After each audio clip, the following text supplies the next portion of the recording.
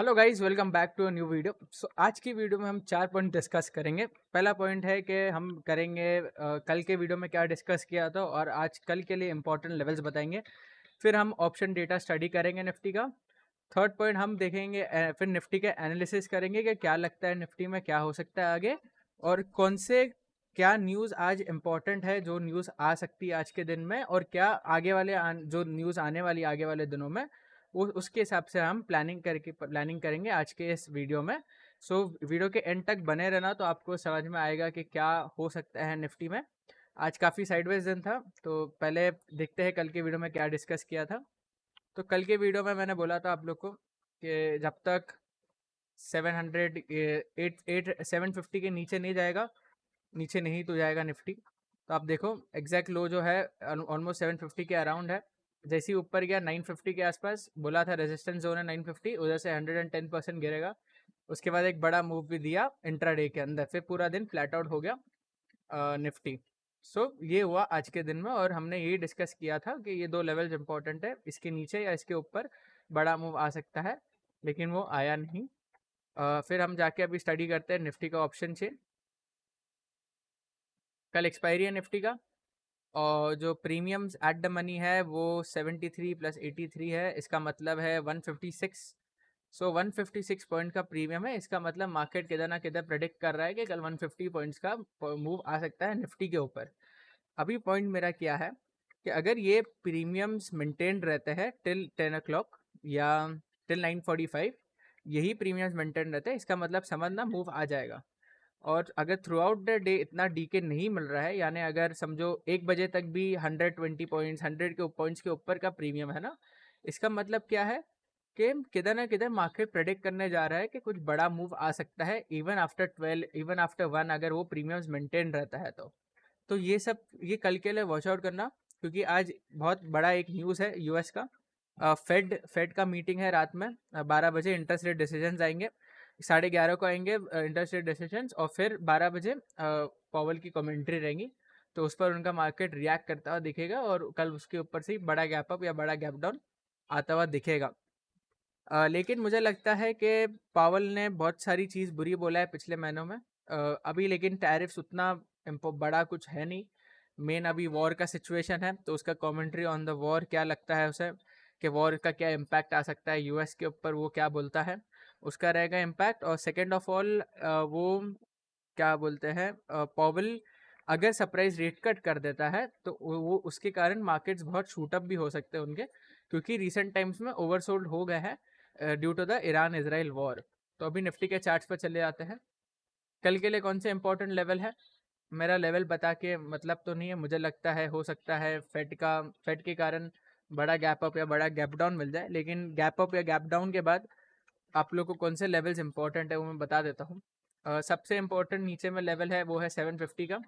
अगर 750 के नीचे जाएगा तो 600 700 650 और 600 जाता हुआ दिखेगा। और कभी 600 के नीचे खुला, 500 के आसपास खुलता है तो शॉर्ट नहीं करना, उधर से बाय करने काउंटर करने जाना, क्योंकि 500 एक बॉटम ऑफ द रेंज है and 25 200 upper of the range है। तो ये सब चीज़ ध्यान रखनी पड़ेंगी अगले हफ्ते ये अगले दिन के लिए। तो वॉच आउट करना।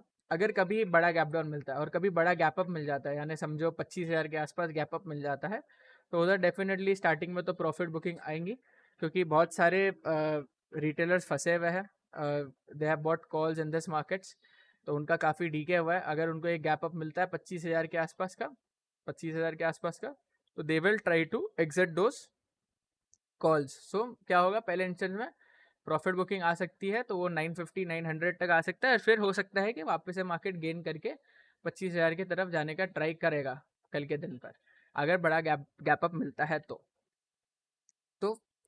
अभी ये हो गया। ऑप्शन चेन हमने स्टडी कर लिया, लेवल्स बता दिया मैंने, ऊपर के लेवल्स बता देता हूँ, सॉरी। सबसे इंपॉर्टेंट लेवल ऊपर की तरफ 850 का है। 850 निकाला तो 900 950 जाएगा, अगर 950 निकाला तो फिर 25,000 जाएगा कंफर्म, और अगर कभी 25,000 निकाल देता है तो 25,080 के तरफ निफ्टी बढ़ता हुआ दिखेगा। अभी हम करते हैं निफ्टी का एनालिसिस के क्या लगता है। आज 1 महीना 6 दिन हो गया है, मार्केट्स एक रेंज में फंसा हुआ है। ये देखो इतनी बड़ी रेंज बन गई है मार्केट्स में 700 पॉइंट की कि मार्केट्स हिलने का नाम नहीं ले रहा है। This is the range.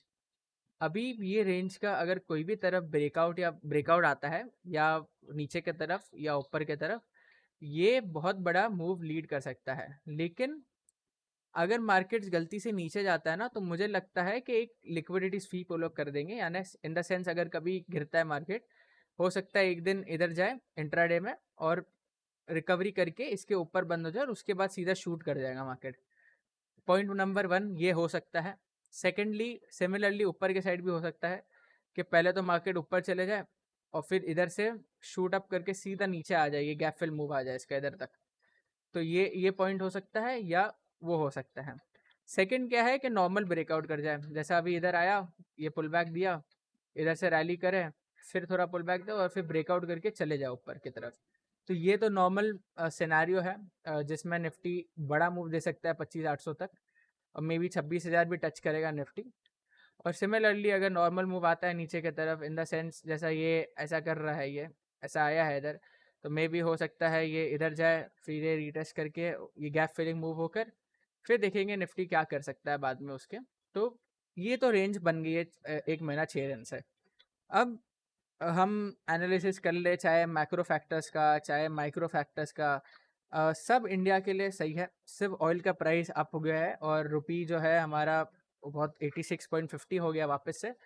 तो वी आर होपिंग कि दैट ये नीचे आ जाए जल्दी से, so that D F I flows आ जाए इंडिया में वापस से।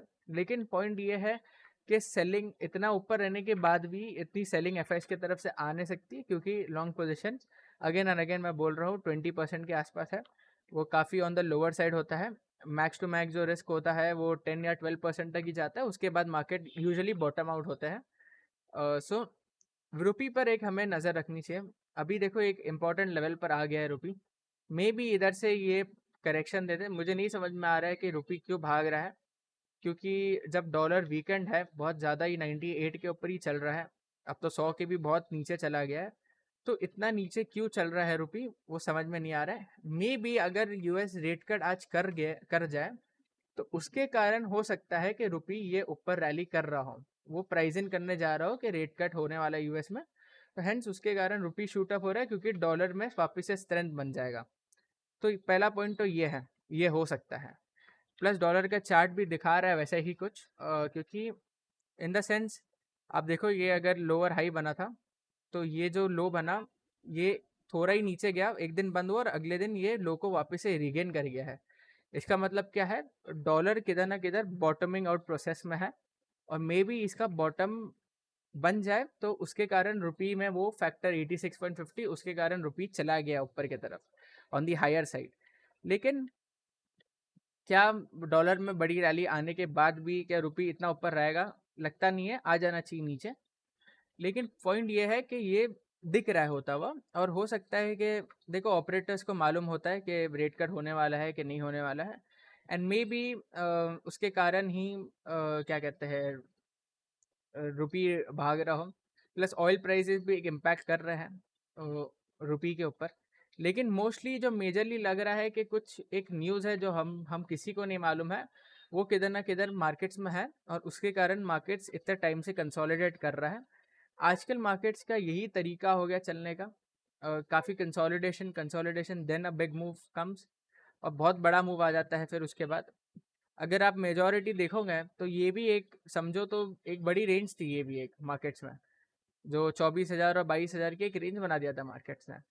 तो वो टूटा नहीं, इतना टाइम कंसोलिडेट किया, फिर देखो मूव आया तो अच्छा खासा बड़ा है, अब फिर जाके ये रेंज में फंसा है मार्केट्स। सो ये मार्केट्स को ट्रेड करना हार्ड हो रहा है, क्योंकि मार्केट साइडवेज हो गया है कम्प्लीटली। तो अगर हम ऑप्शंस कर रहे हैं तो डेफिनेटली किधर ना किधर पब्लिक का पैसा तो उड़ ही रहा है on every expiry. Mostly premium DK के कारण विक्स कॉन्स्टेंटली गिरते जा रहा है, तो ऑलरेडी बड़ा डीके हो रहा है हमारे रिटेलर्स को। सो इसे टैकल करने का एक ही तरीका है, वेट एंड वॉच सिचुएशन वाला है मार्केट। रुको, ट्रेड करना है तो 24,500 पर कॉल बना लो, 25,000 पर 25,100 पर शॉर्ट कर दो। That just the simple way of trading this markets. तो मे बी कुछ ना कुछ सरप्राइज रेट कट होने वाला हो और उसके कारण ही ये रुपी इतना स्पाइक कर रहा हो, क्योंकि अगर रेट कट हो गया यानी यूएस में फिर पैसा जा सकता है, पैसा इन द सेंस कि यूएस की इकोनॉमी बता रहा है फेड के स्ट्रेंथन हो गई है, तो उसके कारण हो सकता है एक दिन में ही डॉलर काफ़ी शूट अप कर जाए, एंड हेंस वही शायद से रुपये प्राइस इन कर रहा हो पहले से। तो ये चीज़ हो सकती है एक फैक्टर। दूसरा ऑयल का फैक्टर है, ईरान इसराइल टेंशन अभी भी बना हुआ है, रोज़ बढ़ते ही जा रहा है। किधर किधर फियर है लोगों को कि यूएस जंप इन नहीं कर जाए दोनों के बीच में, इन द सेंस वॉर में नहीं घुस जाए यूएस भी इनके बीच में। So that's the fear that is driving the oil higher. So जब तक ये रहेगा ईरान इसराइल का, जब तक ऑयल तो आप लोग को ऊपर ही दिखेगा थोड़ा, तो 70 और 80 के भी रेंज के बीच में ही दिखेगा। जिस दिन इनका टेंशन खत्म होगा 70 के नीचे ज़रूर आएगा ऑयल, और वापस से 65 के अराउंड आकर किधर ना किधर बैठ जाएगा। प्लस जो दूसरे फैक्टर्स जैसे मैंने बता दिया डॉलर के बारे में, गोल्ड, गोल्ड में भी वॉर के कारण ऊपर है, मे भी अगर आज डॉलर इंडेक्स बढ़ता है तो गोल्ड में आपको एक बड़ा क्रैश आता हुआ दिख सकता है। इसका भी वही पैटर्न दिख रहा है कि इन द सेंस कि ऐसा क्यों हुआ है, ये जो लेवल था ये निकाला, अगले दिन ही नीचे आता है और अभी वापस से ट्राई कर रहा है ऊपर जाने का, लेकिन मे भी एक बड़ा करेक्शन गोल्ड दे दे। सो वही बात है कि आज बहुत इंपॉर्टेंट मीटिंग है। The rate cut is one of the most important thing at this time in the US. अगर वो रेट कट मिलता है तो फर्स्ट ऑफ ऑल यूएस की इकोनॉमी बूस्ट होती है, सेकंड ऑफ ऑल क्या कहते हैं, ब्रेथ अच्छा हो जाएगा मार्केट्स का उनका, और मार्केट्स उनके रैली कर जाएंगे, उसमें हमें भी फ़ायदा हो जाएगा, हमारा आईटी उठ जाएगा, हमारा मेटल्स उठ सकता है, हमारा ऑटोज उठेगा, क्योंकि जब फेड रेट कट कर रहा है इसका मतलब है कि उनका इकोनॉमी स्ट्रेंथन हो गया है और अभी कोई टेंशन नहीं है। आप देखो उसके बाद ही, रेट कट्स के बाद ही आईटी मेटल्स और ऑटोज में बड़ी रैली देखने मिलती है हमेशा। सो ये जो 3 सेक्टर होते हैं ना, हम रेट सेंसिटिव सेक्टर्स बोलते हैं इनको, और उसके कारण रैली होती है मार्केट्स के अंदर हमारी भी। तो अभी क्या है कि आज का meeting, it is the outmost important thing. अगर आप लोग को कोई trigger in the near time दिख रहा है बड़ा वाला तो यही है, और कोई ट्रिगर नहीं है।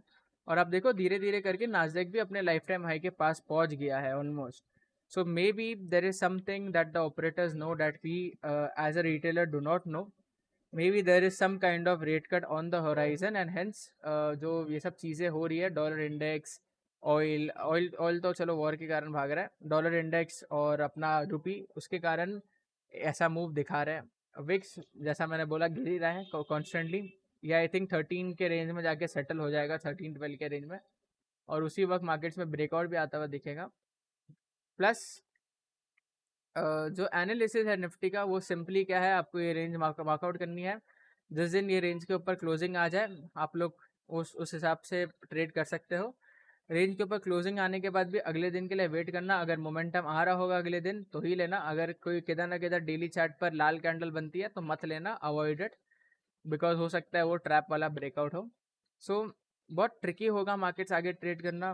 क्या जून में मोमेंटम आएगा, that we don't know, because जिस हिसाब से फ्यूचर्स के जो चार्ट हैं वो दिख रहे नहीं है, मतलब प्रीमियम नहीं बचा है फ्यूचर्स में, तो मार्केट्स कितना ना किधर एक्सपेक्ट नहीं कर रहा है any kind of momentum, and hence premiums नहीं बचे हैं इसके अंदर। तो टिल दैट टाइम जो 10 दिन बचे हैं जून के, स्टॉक स्पेसिफिक एक्शन होगा। हो सकता है कल, क्योंकि bottom of the range touch हुए, हो सकता है फेड के कारण हम top of the range touch कर दे वापस से 25,200, और फिर हम गिर जाए उधर से। तो यही चल रहा है हमारी मार्केट्स में, ट्रेड करना ट्रिकी होगा आगे भी, और यही चलता रहेगा। अगर वीडियो अच्छी लगी हो तो गाइज लाइक कर देना, सब्सक्राइब कर देना, एंड थैंक्स फॉर वॉचिंग।